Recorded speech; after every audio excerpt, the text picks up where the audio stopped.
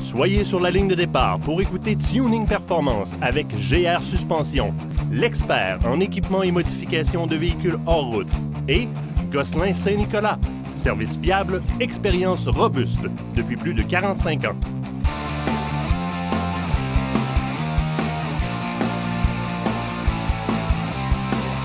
Bienvenue à cet autre épisode de Tuning Performance édition 4x4. Comme vous voyez, j'ai encore délaissé mon veston. Il y a de la musique, il y a de l'ambiance, il y a du beau temps. Quoi de mieux que de faire une sortie et en plus d'être en compagnie de Michel. Michel, c'est quoi l'événement qu'on a ici aujourd'hui? On est au Jamboree 4x4 extrême de Lavaltrie. Quand on a fait la première émission, je t'avais dit qu'on couvrirait tous les aspects du 4x4. Mais aujourd'hui, on est vraiment dans un des aspects extrêmes. Le Jamboree, ça fait partie d'une série d'événements à travers le Québec. Puis je te dirais que les compétiteurs qui sont ici aujourd'hui, c'est dans la crème des compétiteurs. On regarde les camions, c'est des camions qui sont extrêmement modifiés. Des gros moteurs, des grosses suspensions. On en voit un qui se promène présentement en arrière de nous. Puis c'est pas de la petite mécanique, là. Non, c'est vraiment... dans un premier temps, tu verras pas ça sur la route, là, si on s'entend là-dessus. Les gars qui sont ici, c'est vraiment des crinqués. Ils sont ici aujourd'hui pour... écoute, là, s'ils défont pas le camion, les gars, là, sont pas heureux. Une chose est sûre, Michel, je remarque, l'événement, là, je n'avais jamais entendu parler avant. C'est pas trop médiatisé. Bien, c'est quand même médiatisé dans le monde du 4x4. Okay. Je pense que de plus en plus, le public commence à s'intéresser à ces événements-là parce que, comme tu peux voir, c'est un événement qui est très bien organisé. La sécurité prime avant toute chose ici. Il y a des familles, des enfants. Tout le monde s'amuse au bout dans ces journées-là. Bon, ben, on a une grosse journée qui s'annonce devant nous, Michel. On commence par les CC, c'est essayer la piste. Puis d'après moi, je vais être obligé d'aller me changer. D'après moi, tu devrais te changer un petit peu, je pense. Bon, ben c'est bon. On y va, on regarde ça. Vous allez voir, c'est toute une émission aujourd'hui.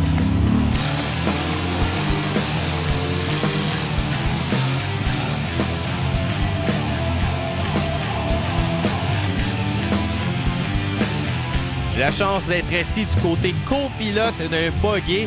Je vais vous dire, dès qu'on tourne la clé, c'est encore toute une machine. Le pilote, c'est Yannick qui est avec moi. Yannick, parle-moi ça justement un petit peu de ta machine. C'est quoi qu'on a côté mécanique?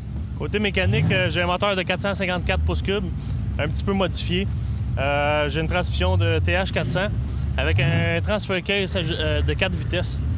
J'ai des différentiels militaires de 2,5 tonnes, en avant, en arrière, puis directionnel aux 4 roues. En plus, justement, tu mentionnais la direction aux 4 roues, c'est totalement hydraulique, là. Oui, 100% hydraulique et en avant et en arrière, mais avec des contrôles séparés. Ce qui fait que je contrôle le devant avec le volant, puis le derrière avec un système électrique. Côté puissance, ça génère combien, là, ce véhicule-là? Je peux juste l'estimer, je ne l'ai pas mis sur un dyno. Ça génère à peu près 500 forces, 500, peut-être 450, 525. C'est amplement pour le circuit, je pense, là, ce qu'on va affronter aujourd'hui. Ah oui, c'est bien en masse. Assez pour casser des essieux. Justement, espérons qu'on ne cassera pas, par exemple, dans cette compétition-là. Côté circuit, justement, qu'est-ce qu'on s'attend, là? Là, on va commencer, on va faire un petit tour lentement. Je pense que c'est ça les étapes qu'on a. Oui, on fait un tour pour se pratiquer, pour voir un peu le circuit, pour se familiariser avec le circuit. Après ça, on va faire une qualification, une deuxième qualification 2 contre 2, et ensuite la finale à 2 contre 2. 2 contre 2. Je regarde certaines sections et je trouve que ça passe pas large pour 2 véhicules. Effectivement, ça passe pas. Bon, ben justement, allons voir ça. On va faire un petit tour lentement. Good.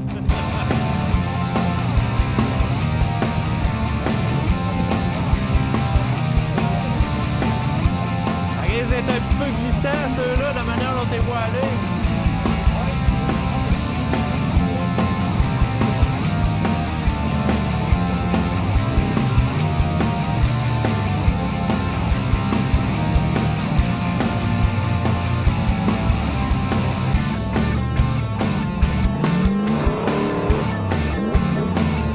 Je peux vous dire que même à basse vitesse ici, on ressortira pas propre. J'avais bien fait d'amener du linge de rechange juste pour cette petite run-là.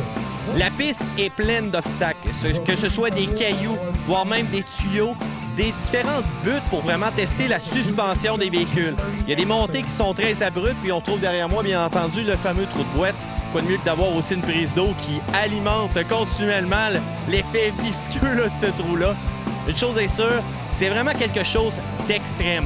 De ce que j'ai pu constater avec mon tour avec Yannick, ce qui va être beaucoup plus difficile, je crois, c'est vraiment la possibilité de briser le véhicule suite des fois à une erreur de pilotage ou autre. Il faut quand même faire très attention. Puis on a juste pu voir aussi dans les runs de pratique qu'il y a beaucoup de véhicules qui ont cassé. Donc c'est ça, une vraie compétition extrême.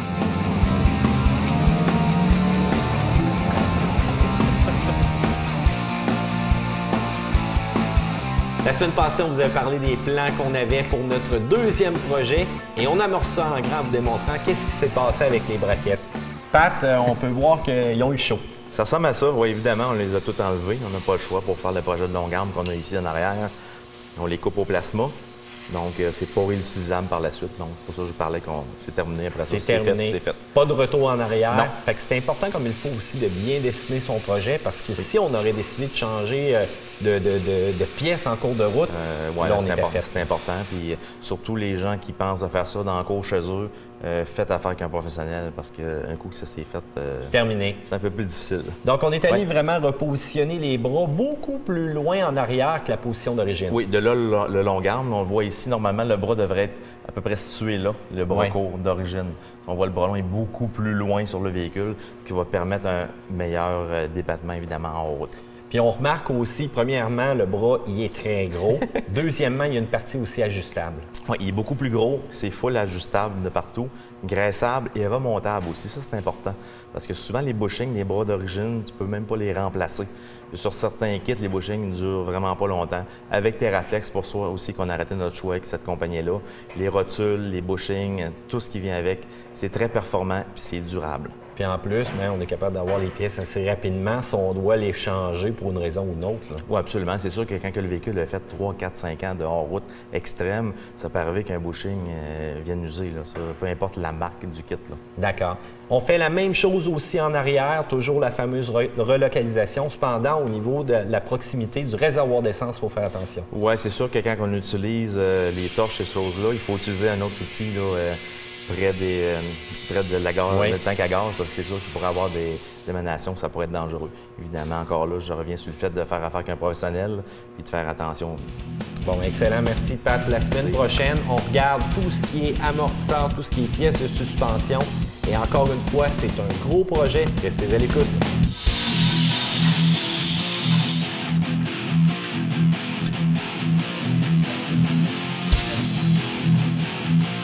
Cette semaine, on vous présente quelque chose qui peut vous paraître simple. Cependant, il y en a beaucoup qui ne connaissent pas c'est quoi. Michael, c'est quoi exactement ça? Ça, on appelle ça une camboat. Sur le véhicule, on est monté avec une boîte standard au niveau des JK. Oui. L'affaire que ça va faire, c'est que ça va avancer le différentiel quand on va faire augmenter une suspension. Quand on monte le truck, le différentiel recule, plus on n'a pas changé la longueur de bras. Ça va donner, avec le hub excentrique, on pointe et on repousse le différentiel à l'endroit d'origine pour aller chercher la belle angle de chasse sur mon enlignement. Donc, ça joue beaucoup, comme tu dis, sur l'alignement. Un bon comportement routier avec. Ça, l'effet d'une camboat, c'est l'effet du panier. Le panier d'épicerie, moins qu'on en a, plus que les roues vont avoir tendance à acheter un petit peu plus. Donc, ça peut paraître fort simple au premier coup d'œil, mais c'est extrêmement utile. Oui. Merci beaucoup, Michael. Un plaisir. Ce volet vous a été présenté par GR Suspension, l'expert en équipement et modification de véhicules en route.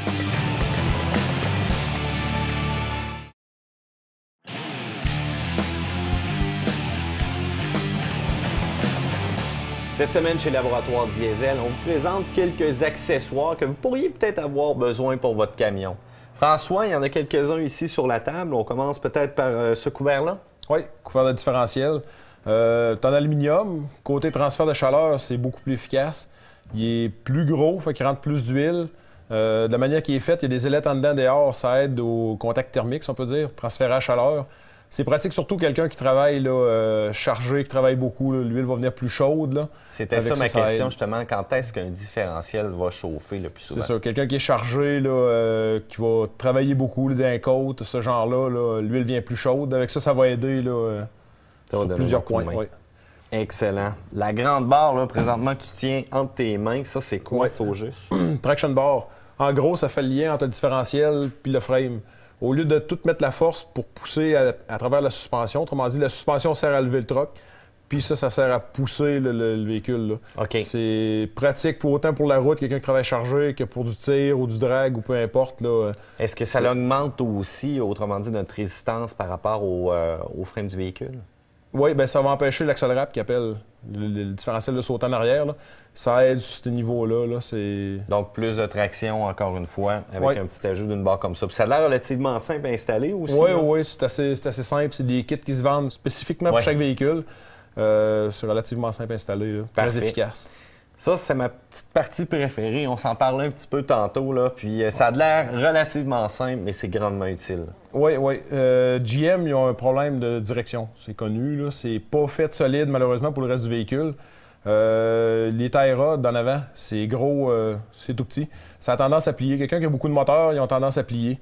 C'est très simple comme kit. On fait juste dévisser la tie rod, on enlève la jam nut normalement d'origine, puis on visse ça par-dessus. Ça grossit la tie rod, ça solidifie beaucoup. Ça, c'est très résistant, là, juste savoir le matériau, c'est quelque chose. Puis je pense que tu as gardé quelques petites vidéos pour la fin, justement, de qu'est-ce qui se passe là, lors d'un tir de camion, puis que ça brise. Exactement. Bon, ben on regarde ça, François.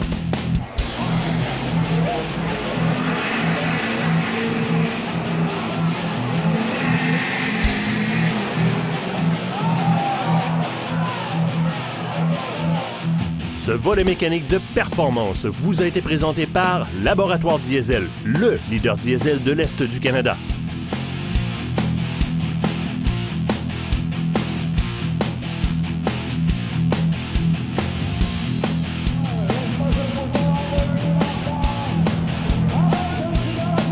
On peut voir avec la période de qualification que les pilotes commencent à peser pas mal plus sur l'accélérateur.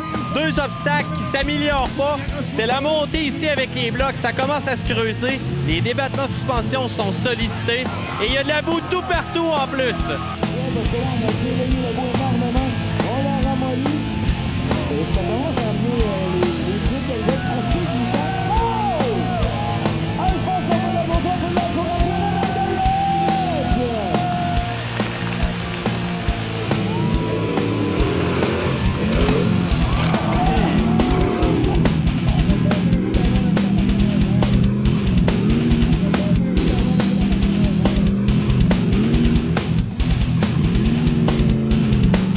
Malheureusement, pour Yannick, il semble avoir un problème avec une motricité d'une roue en arrière à droite.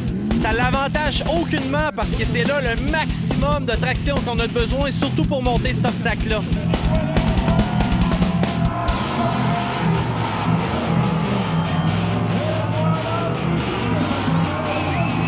Pas évident pour Yannick, son manque de traction était littéralement dû au différentiel.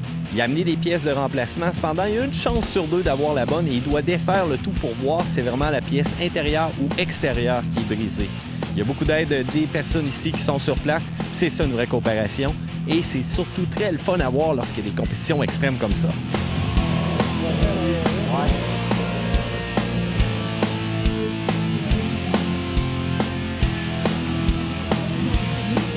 On retrouve beaucoup de véhicules différents ici sur place. Michel, c'est quoi les grandes classes de cette compétition-là?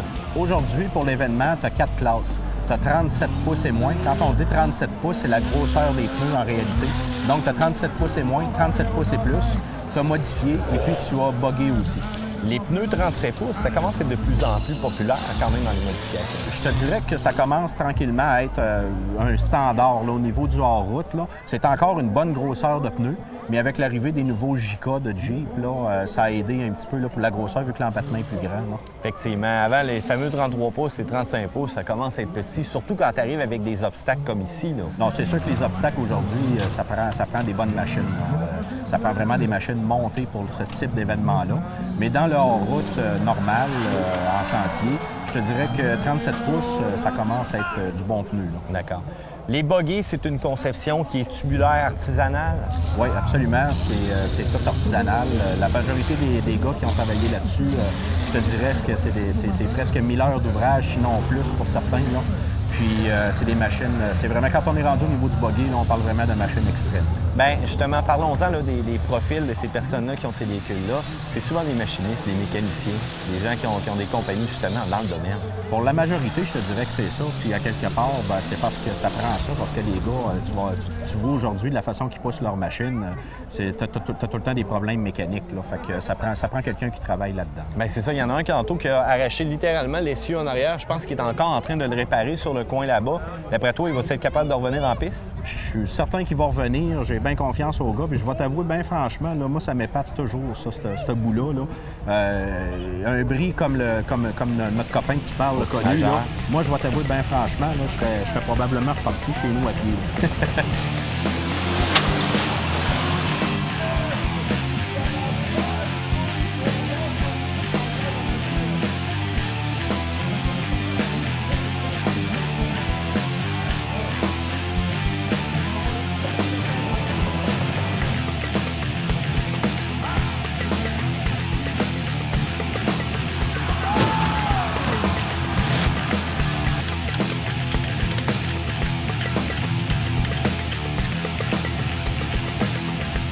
Donc, Yannick a tenté de faire sa réparation. Malheureusement, en démanchant le tout, on s'est vraiment rendu compte que l'essieu est littéralement tordu.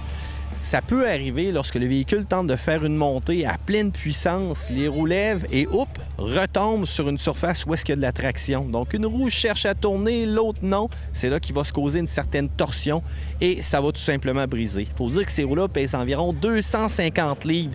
Donc, lorsque ça a pris une certaine force de roulement, c'est très difficile à arrêter. Mais c'est de la mécanique. Donc, Yannick est parti voir des collègues. Ils vont voir s'ils peuvent lui donner un coup de main parce qu'il y a un véhicule sur place qui lui aussi a brisé et qui aurait ce même style de pièces-là.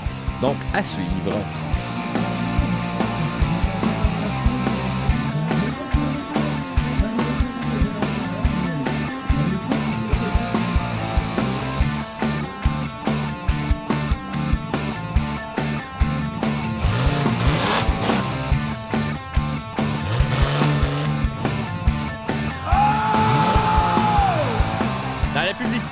On vire la place à l'envers, on vient d'avoir un solide exemple.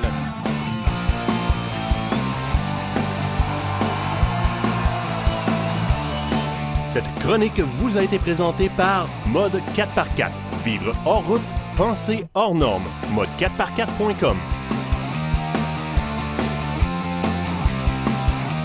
Cette semaine, j'ai fait un peu de mélange dans mes photos de voyage et j'ai retrouvé en photo un Jeep que j'ai eu l'occasion de louer en Amérique du Sud. Un Hyundai. Hein? Un Hyundai? Oui, le Hyundai Galloper. Vous voyez sur les images, c'est un Jeep qui est vraiment sympathique. Des allures un peu de Mercedes classe G ou un peu aussi de Mitsubishi, les premiers pour ceux qui s'en souviennent. Disponible malheureusement seulement qu'en Amérique du Sud et en Europe. Deux motorisations pour le véhicule, 2.5 turbo diesel. On avait un 3 litres V6, imaginez, de Mercedes. Les années de production en 1999 à 2006. Pourquoi Hyundai a décidé de laisser aller ce beau modèle? C'est que 12 litres au 100 en Europe, c'est beaucoup et la compétition faisait mieux.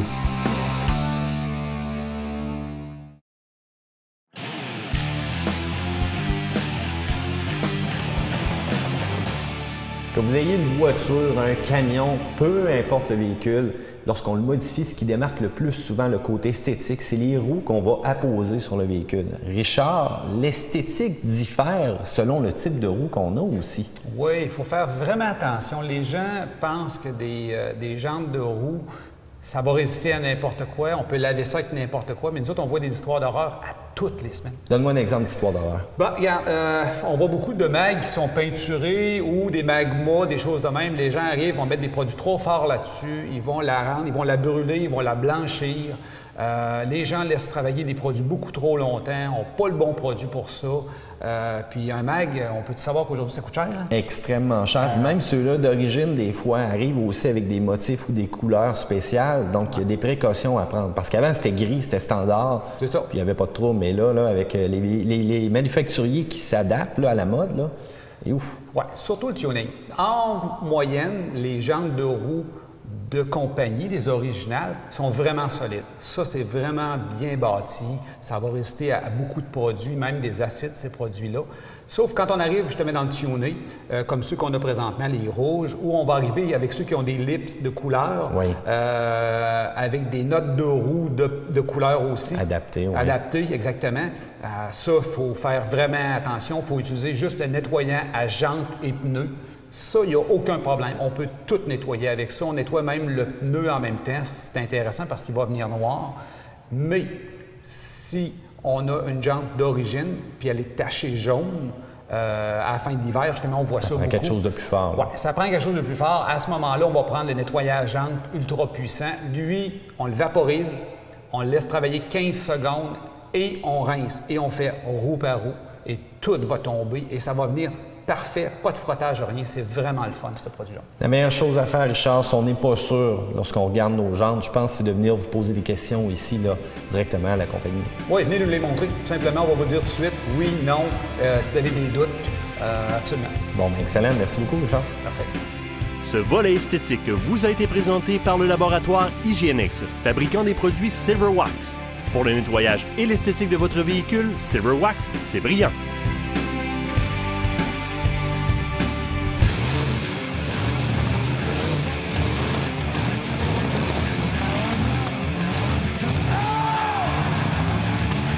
Aïe aïe, la compétition tandem vient de commencer, les gars sont gonflés à boxe, c'est extrêmement agressif. D'après moi, si ça vient pas en contact, il y en a qui vont casser.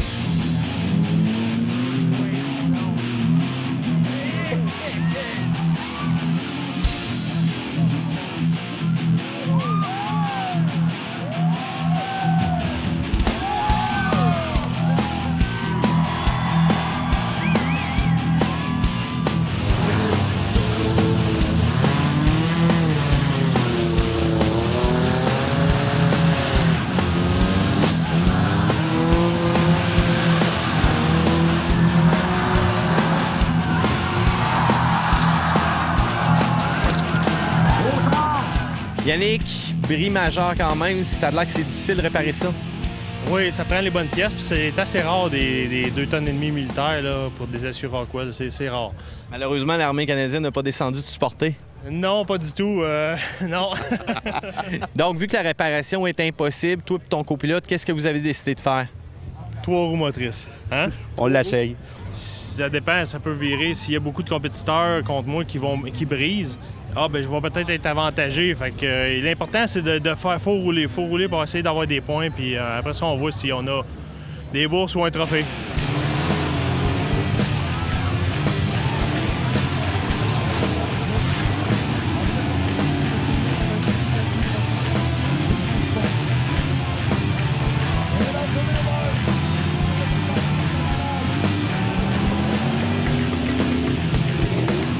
Hey les gars, une roue en moins, vous avez quand même donné tout un spectacle. Êtes-vous quand même fiers? Certainement qu'on est fiers. Puis même l'organisateur de l'événement nous a dit qu'on n'était pas lâcheux parce qu'on avait décidé de continuer. Puis on est même surpris qu'on soit été capable d'aller aussi vite que ça. Ça va vraiment bien sûr, mauvais. En tout cas, je suis super content pour vous autres. Ça paraissait dans le trou de boîte qu'il manquait une roue, mais au moins avec l'accélération et la puissance que le buggy avait, ça n'a quasiment pas paru.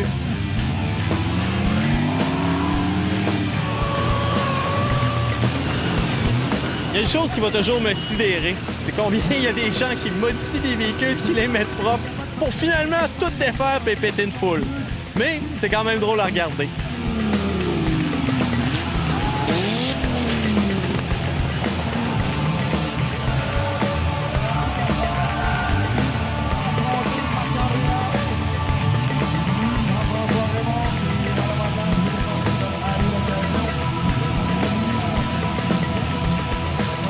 On est rendu en finale, les gars donnent le tout pour le tout.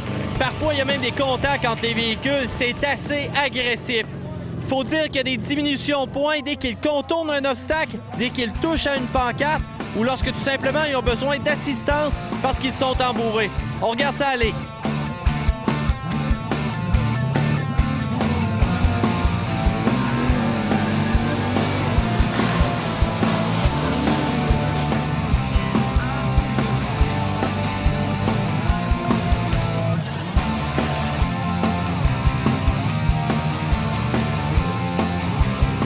J'espère que cet épisode de Tuning Performance édition 4x4 à la Valtrie vous a plu. C'était le Jamboree Extreme 4x4 de la Valtrie. Mathieu Domestin qui vous dit à la semaine prochaine.